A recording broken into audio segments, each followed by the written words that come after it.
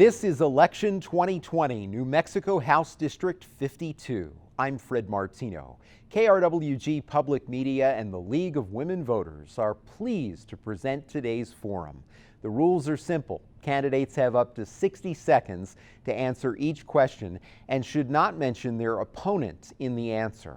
My co-host is League Co-President Kathy Brook, and we welcome candidates Doreen, Gallegos, and John Foreman. Thank you all for being with us today. Thanks, Fred. Doreen, I want to start with you. Our first question today. In what ways, if any, do you believe the tax system in New Mexico should be reformed? Explain. Well, thank you, Fred, for doing this program today, and of course to the League of Women Voters. Just given our whole situation right now, it's really important to get this information out to voters. So I appreciate that. You know, I sit on the tax committee, and I will tell you, you know, we get lots of ideas and lots of things come up. I know that we really do need to figure out a way to balance our tax system. We also need to look at some tax incentives. I think especially now we've really seen how we have a shortage of doctors and healthcare workers on the front lines, and to be able to give some type of tax incentive to make sure that practicing in the state of New Mexico is attractive to people. It's so important to get good quality people in to meet the needs of New Mexicans. And so I think that's a really important first step. I've proposed a bill a couple of times, and I keep expanding of who needs to be included in those tax incentives. I've talked about social workers, I've talked to physical therapists. All right, so thank you. Thank you, Doreen. That was time. John? They certainly serve a purpose and they are necessary, although sometimes I think they can also stagnate an economy if they're applied incorrectly. A couple examples I would use for that is taxing Social Security benefits on our senior citizens. We're one of the very few states that do that. I would like to see that repealed. Taxing on services, gross receipt taxes. Most states don't do that. I'd like to see that at least softened or curbed for a while to help these small businesses get back on their feet. I would agree that taxes are good incentives. And again, there's a balance in that. So I would say taxes are certainly a necessary evil. We all have to pay them, but also realize that overtaxation or taxing the wrong people in the wrong ways can actually hurt an economy much more than it could help it. Thank you, John. Kathy? John, the next question is, should it be legal in New Mexico for a physician to assist a patient in dying? Explain. Very complicated issue and a very complicated situation, as you know. I know that we have living wills and things of that nature. I am a life person when it comes to pro-life, things like that. So hopefully those issues have been addressed before it comes up to that situation. When it comes to that situation, and I know it does happen sometimes, I think it's hard to make that decision for somebody else. I think certainly the family needs to have obviously a lot of input on that. In my soul and my spirit, I think we all cling to life. But I also understand that sometimes through medicine and technology, we can extend things when they maybe God would not have extended them originally. So I would say that would have to be done on a case-by-case basis. I think it's hard just to pass a law or a rule and say one size fits all. And I guess that would be my response on that. But it's it's a tough one. And I think it impacts every family in very much of a different way. Thank you. Doreen? I agree. It's a really tough issue. And I think it's hard on the individual and hard on families. You know, I had to go through and witness my grandmother dying of cancer. And, you know, when you watch somebody in that much pain, you really start to think. And so many times I think our science and our technology have taken us so far. And sometimes our bodies are able to be kept alive where maybe our spirit and the physical pain that a person has to go through is a lot. And so I am for that. I think that if somebody has had, some type of consultation with their physician, that they've had time to think about it, have time to talk with their family members, make plans, that they should be in charge to and be able to die with dignity.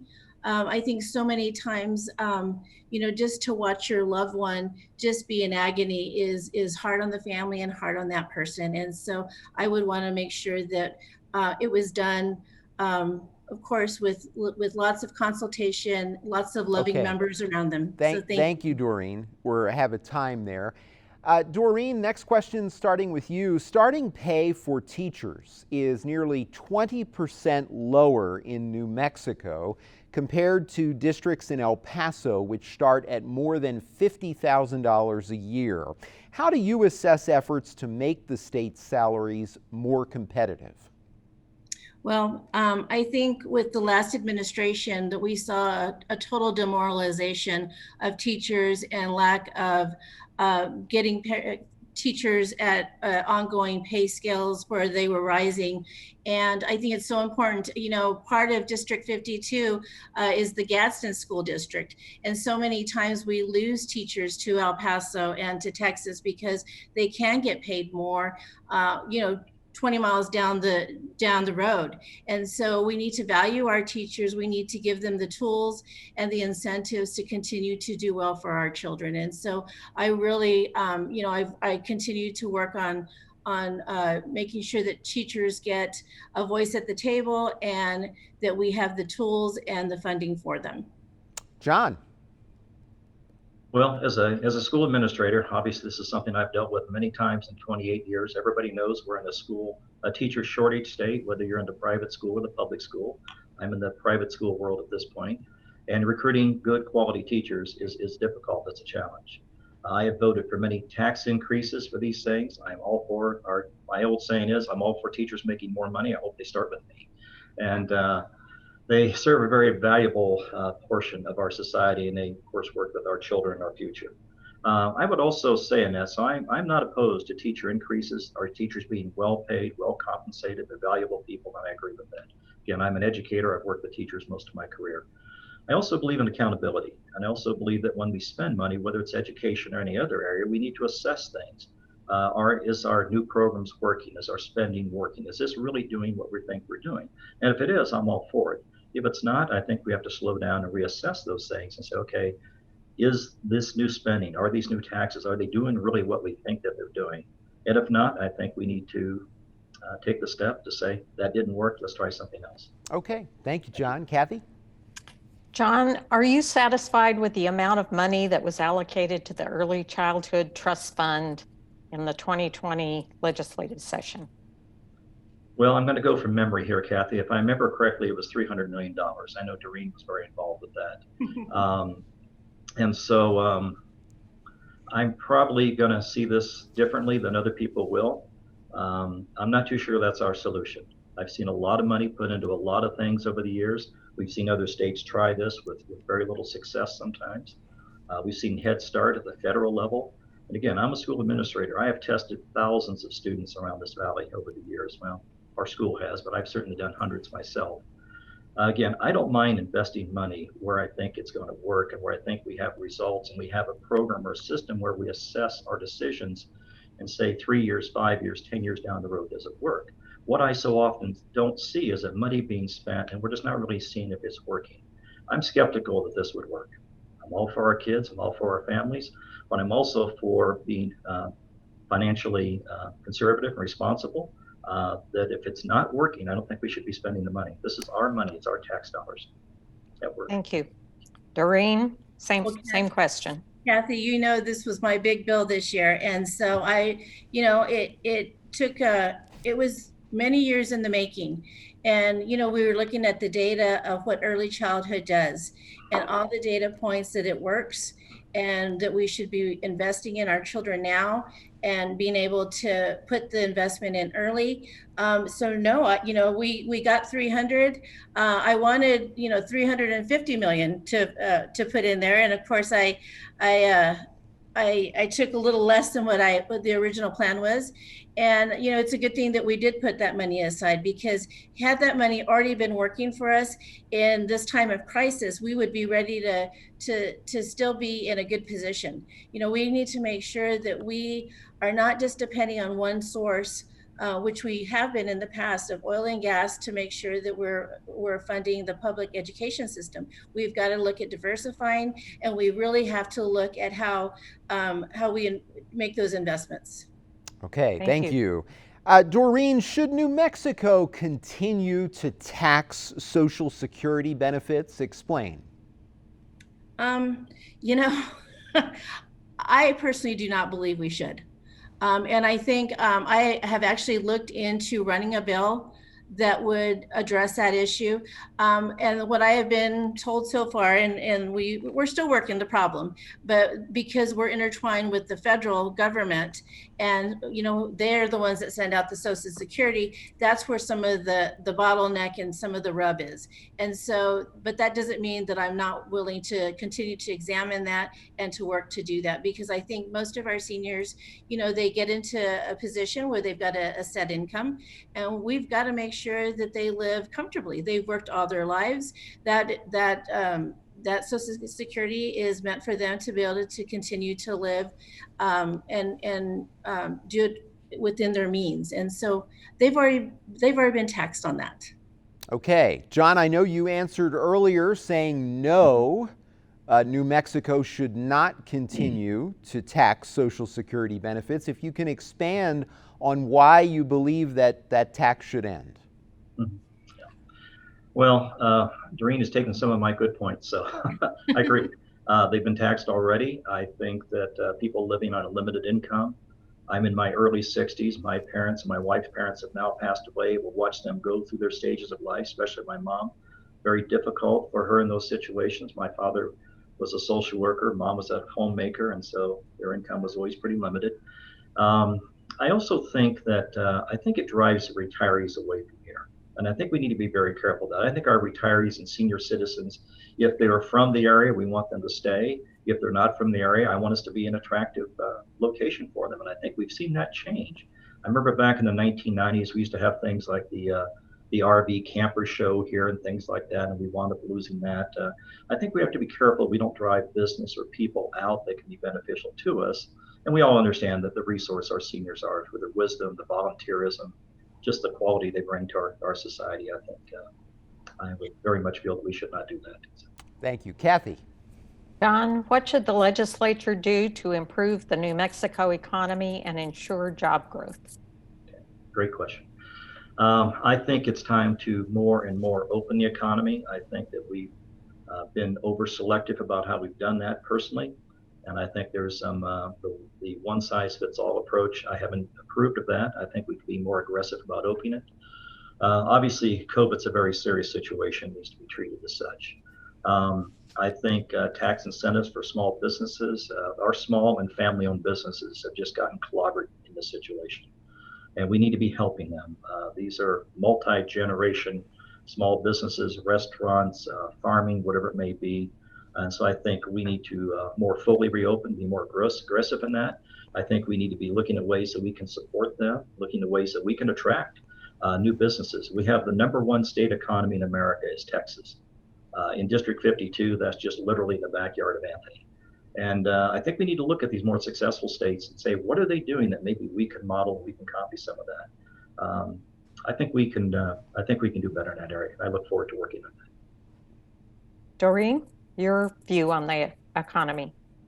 Well, I think I said this a little earlier. We need to definitely look at diversifying what we're doing. We don't build things in New Mexico many times, so we need to look at how to attract businesses. We've got labs in our backyard here. There's ways to tap into how to build things, how to make things.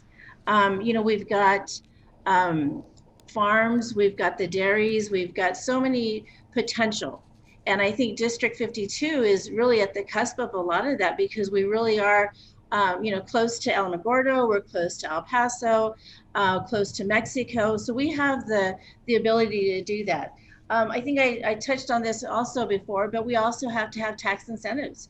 I mean, I think so right now, especially healthcare is something that we need to look at to bring people in. We need qualified people. We have NMSU that's putting out nurses. We've got people that are wanting to work. So we need to get them to work, and we have the ability to do that. Okay, thank you, Doreen. Doreen, next question. Do you favor the legalization of recreational marijuana in New Mexico? Explain. Yes. and actually, I say that easily, but it's taken me a little bit to get there. I'm a mother of a 16-year-old, and so I want to make sure that when we do say we're going to legalize marijuana, that we do it within, we want to do it thoughtfully. I would like there to be an educational component. I want to make sure that it is worth it to our state. We have the advantage to be able to look at some of our sister neighboring states, talking about Colorado, and maybe see where they've done it wrong and where they've done it right. And I think that we need to glean those pieces and learn their lessons, because, right now we are looking at other ways to help our economy. And there is potential in helping us, tax-wise with that, with farming, with being able to produce a product. But I also want to make sure that, my 16-year-old son it's not accessible to him. Okay. John. No, I would say no. There are other ways to generate tax revenue. I realize we always need money. I don't think this is a good way to do it. I am much more of a let's cut taxes, let's loosen up in regulations, let's really fuel the economy. When we've seen states and economists, different presidents over the years that have done that, it has worked. So I think, again, as a teacher, I think this is going to create far more problems than it's going to solve. I just don't see it as a positive way to generate income. I know we need more. I just think we need to be more creative than that. And so my position on that would be no. Okay. Kathy. John, please name at least one state constitutional amendment you support or oppose, and explain. I think this made it to the point of discussion of amendment. The Electoral College, I'll use that as an illustration. I think that went to the point of amendment, or at least discussion of that. In the idea of changing the way we do those things and whatnot. I think I've always felt the Electoral College is a little bit outdated in some ways. The way I see it's proposed right now to change it, I don't really favor that. It seems like we're in this, again, winner take all, one size fits all with Western states, Wyoming, Montana, Utah. We're all in the same boat. The way the larger cities go is the way the whole state has to go. And I don't think that fairly represents all the people around our state, all 33 counties. So if just off the top of my head, I'd rather see something like where maybe it's done by congressional district. That way, at least the 3 districts we have, there's some equal representation. Should somebody here in our part of the state vote differently than somebody in the Albuquerque, Santa Fe, Tucumcari, Gallup area, whatever it may be, that there's that better representation. So if there were changes made to the Electoral College, as an example, that would be an idea I'd be really interested in exploring more. Okay, thank you. Doreen, state constitutional amendment you support or oppose? Well, I have to say that's an interesting question, because I think as constitutional amendments, I think that we can look at the good and bad in the pieces in which they're being stated at. We've talked about the Second Amendment all the time, and gun control, and the right to bear arms. I have a gun, but I also believe that we should have limits. We should not have warlike weapons. We should have gun control and make sure that our kids, when they leave for school, that they're safe. And so I believe that there's got to be parameters around that. And so I guess, in looking, that's an interesting question, because I think I could fight or debate either side on either one of that. So I think I'm going to leave it with gun control, because I think that's an important topic to bring up, and wanting to talk about how making sure that kids leave for school and can come home safely is important. And I think that revolves around that. Okay, thank you, Doreen. Wasn't planned this way, but for our next question, do you support any adjustments to current gun regulations? Explain. Well, I'll just keep talking then on the gun control, right? No, I think that we need to keep having those discussions. I think we're in a society where having the ability to own your gun is important. But I think that once again, we need to have parameters around that. And, when we have a driver's license, there's rules to that. If you speed, if you get a DWI, there's consequences. And we really need to talk about that and make sure that overall our society is safe. And so that's my main goal, is to make sure that, that a child doesn't go to school and shoot up the school, and that we have the ability to stop that. And, being able just to go to your local Walmart and buy a gun from one day to the next is not a safe thing. Right now, with mental health issues, so many issues that are happening within our district and within our state and nationally. So, okay, John. Thank you for the question. I'm also a gun owner and have been around firearms and guns my whole life, and was fortunate enough to have a father who was responsible and taught me how to use it. And my brother and I, we hunted, we've done all sorts of things. I still shoot. I'm a concealed carry permitter. My son and I like to shoot trap. I've shot trap for years. He's better than I am, but we both do it together. We go out to Butterfield, do some shooting and things like that. So I enjoy that, and I do own guns, shotguns, a couple of handguns, rifles. And so I am very much pro Second Amendment. Where I would differ with a few is I've never really had a big issue with the waiting period. I know, again, I'm conservative. I don't hide that. I know some that are staunch conservatives, and I guess I consider myself one too, would say there's just no margin in there. I just don't feel that way. I would agree. For someone to walk in off the street and say, I'm going to buy a handgun, and 60 seconds later I have a box of ammo and we've had no chance to check this out, I'm uncomfortable with that. And I know, again, there are some very good friends I have that are strong 2A people like I am that think I'm crazy, but I felt that way for years. I probably won't change in that. Okay. So believe in gun ownership. Thank you, John. We're out of time. Kathy. Switching gears, John, should New Mexico promote renewable energy, and if so, how? I think that we should. I'm not opposed to gas and oil, fracking, those type of things. I think we've seen the great value of energy independence that we now have nationally.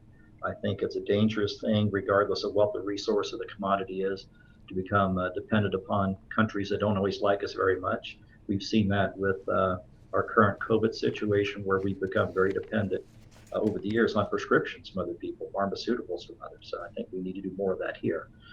And so, but yet I also realize that gas and oil has a limitation. It's not going to be there forever. We need to be looking at the future and saying, okay, this can't be the only game in town, although right now it is a large game in town. It's a huge producer financially for our country, for our state, the Permian Basin, all those things we know. But we also need to have an eye in the future. I would agree with that. Thank you. Doreen, renewable energy? Well, I believe in science, and I believe that climate change is real. I think that we need to be looking at solar, wind energy. We in New Mexico have the ability to generate. My husband and I were joking just this morning. We have solar panels on our house, and this was one of the hottest months of the year, and I think we were paying $25, which is amazing. Before we had that, we were paying $300. And so, I think that we have to really tap into what we've got, and we've got the tools right here in New Mexico.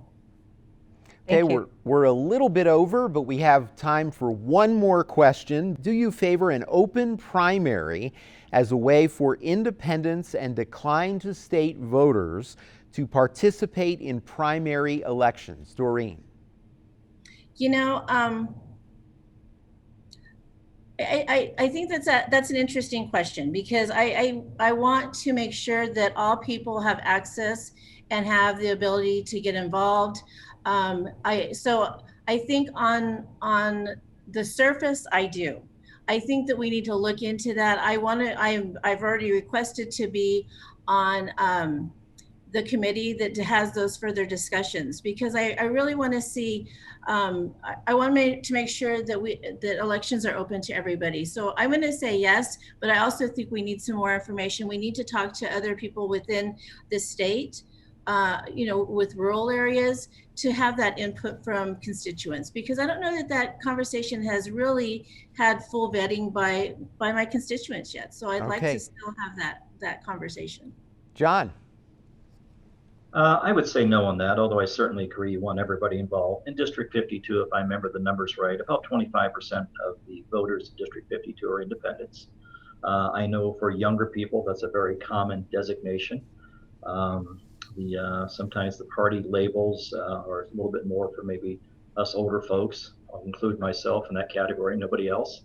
But I also think parties have the right to do these things. I mean, they set the rules, their party, they can do it the way they want to, whether it be Democrat, independent, not independent, Republican, Green, constitutional, whatever. So I think they should have the right to do that and set their own primaries in that. New Mexico, as we all know, is an interesting primary state, where we are a little bit of a caucus state and a little bit of a general election state. We have a little bit of both, and I think it works fine. So I guess I would answer the question no. I think it's good for the parties to be able to do what they need to do and what they want to do to vet their own people of the general election. But I also understand there's a growing number of people that are saying, I'm neither. I don't vote by party, I vote by person. I'm an independent. And, if there's a better way to bring them into that process, I would be open to that idea. Okay. Thank you, John. We are out of time, and thank you for joining us for Election 2020, New Mexico House District 52. We thank the candidates Doreen, Gallegos, and John Foreman, and my co-host, Kathy Brook. For all of us at KRWG News, I'm Fred Martino. Have a great week.